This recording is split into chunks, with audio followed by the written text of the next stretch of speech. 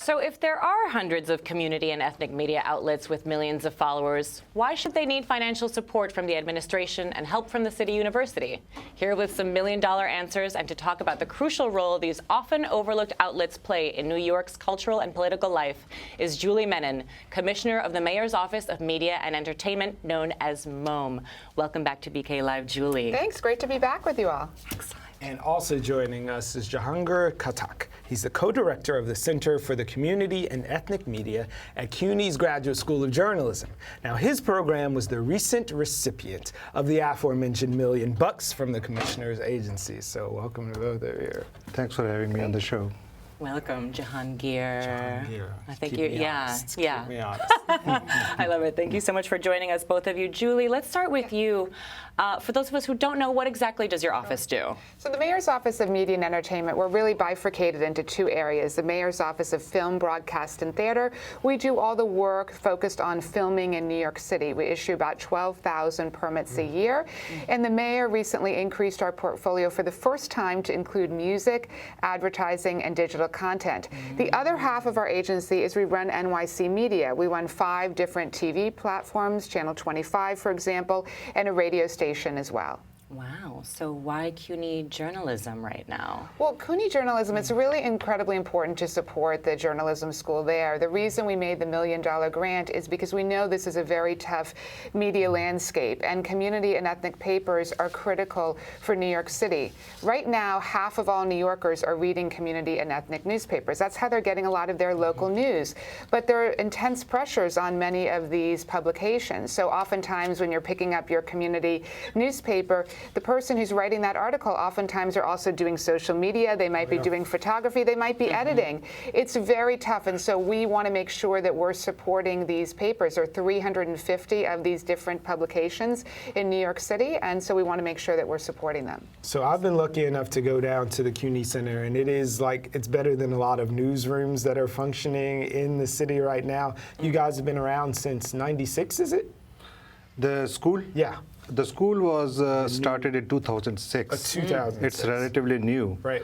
But it is preparing the students for the emerging new media, and especially on the digital side. And before I start, I want to thank Commissioner Menin and MOME for the very generous grant that we have received. And as she mentioned very rightly, that more than half of the city population depends on this media as source of information, rather for, like you mentioned in the slides as well, 1.8 million New Yorkers, use this media as primary source of information. Majority of this media is in languages other than English. So if we empower this media, we are increasing civic engagement. We are bringing them into mainstream rather than letting them stay in their cocoons and not coming out, not being part of the mainstream. So this grant will really go a very long way in preparing journalists to produce better content, whether it's audio, video, or for print or online. And we are going to plan, we have planned, and we are going to announce 4 trainings in the coming days. And those are based on a survey that we did in the light of the areas that MOME had identified at the announcement of the grant. Well, don't wait for the coming days. Tell us now what they're going to be. Where's the money going? We're trying to follow the money here. Well, we will be spending this money over the next 5 years. And we will be holding, because it's a continuous training program, we will be repeating many of the trainings.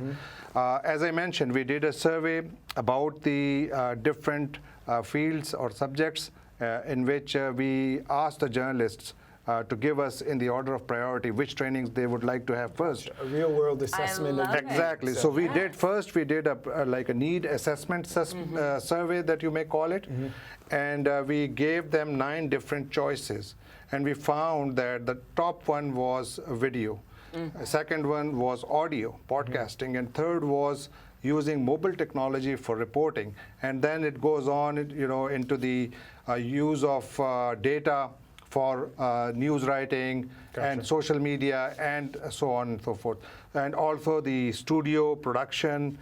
So we are going to, and in the light of that survey, we are going to organize 4 trainings. 2 of them will be about broadcast. One training which we will be holding on October 1st. We haven't announced it yet, but we will be holding it on October 1st, and that will be meant for journalists who have little or no experience on the broadcast side. Gotcha. And we want to prepare them for appearance on television. Appearance on television as analysts. Many of them go so that they can. They're going to be coming on this show. Exactly. Watch out. And we are preparing them for that. Excellent. And also, the second training will be about the broadcast production. Cool. That will be production side. We will be using the Menin NY broadcast center that we have renamed at the J School. The name change. We're giving the name change. It's incredibly important because in total we're going to be able to train more than 1,000 journalists with new media technology, broadcast technology, video. This is a wave of the future, and we want to make sure that every single journalist is trained for that and has the tools they need to succeed.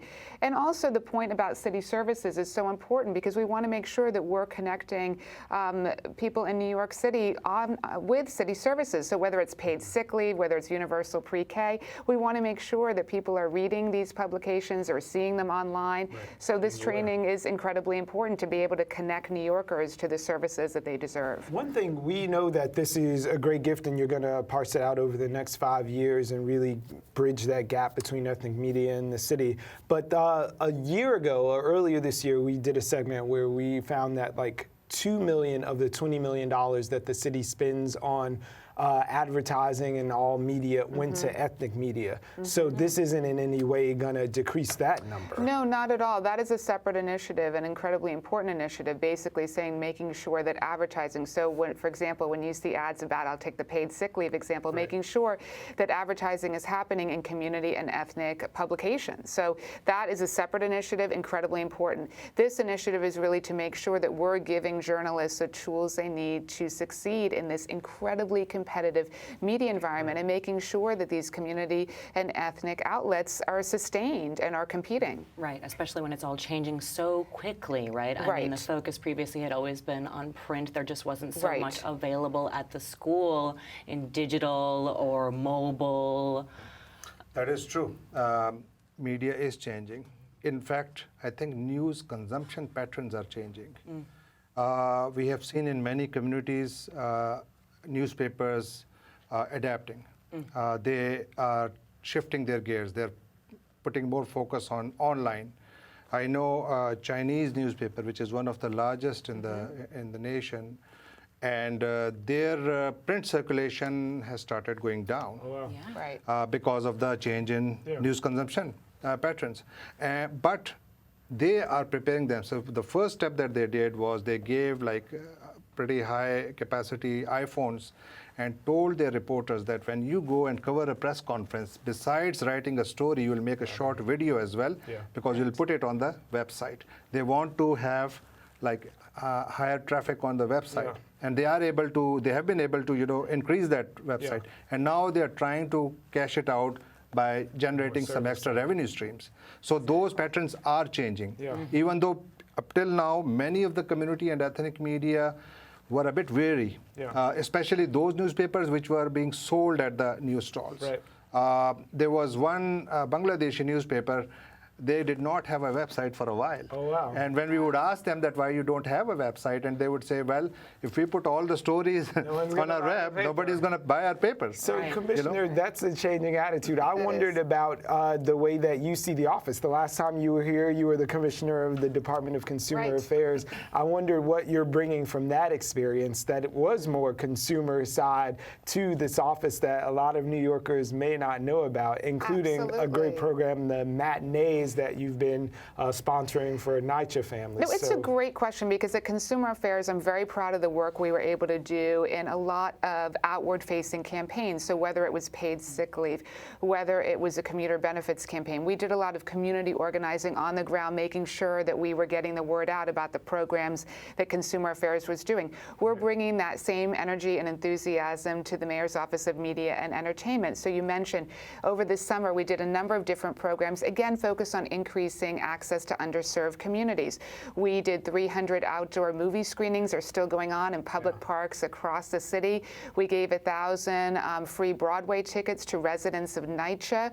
We're doing 1,000 additional movie screenings for residents of NYCHA. All of this information is available on our website, so people can get. Theaters too. These are at movie theaters, right? $15 for a kid to see a cartoon. Exactly, because for so many New Yorkers who want to take their child to the movies, it can be cost prohibitive. And again, we want to make sure that we are always increasing access to underserved communities and making sure that we're leveling the playing field. So that's exactly what our office has been doing.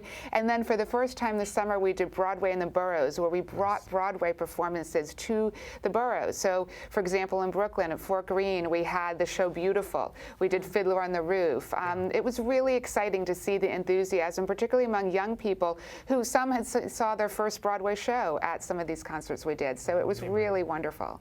Very cool. Julie, I think actually we've also benefited here at BRIC from definitely. the mayor's office. Absolutely, Jazz Fest. We're doing an extra night of Jazz Fest again to make sure that New Yorkers have access to these vital cultural programs. And now we have the CUNY J School in on the act as well, so we look forward to what you're going to do with all the cash. We are very much ready, very excited, and very thankful.